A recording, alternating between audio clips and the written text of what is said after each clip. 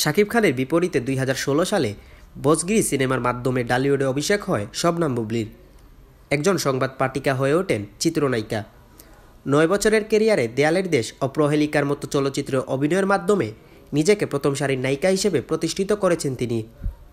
তবে এবার প্রযোজক পরিচয়ে হাজির হচ্ছেন এই অভিনেত্রী। সম্প্রতি নিজের প্রযোজনা প্রতিষ্ঠান বিগ প্রোডাকশন এর আনুষ্ঠানিক ঘোষণা দিয়েছেন বুবলি।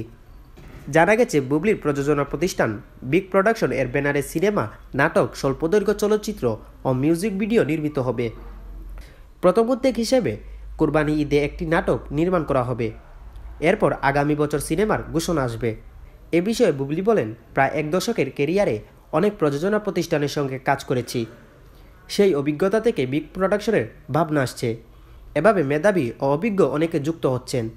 অভিনয়ের মতো প্রযোজনাতেও মানবসম্পন্ন কাজ করতে চাই।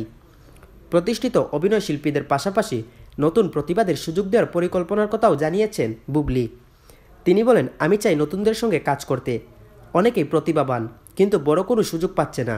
তাদের জন্য আমাদের দুয়ার খোলা। বুবলি জানান, আমি সিনেমার মানুষ, তাই অবশ্যই সিনেমা নির্মাণের পরিকল্পনা আছে।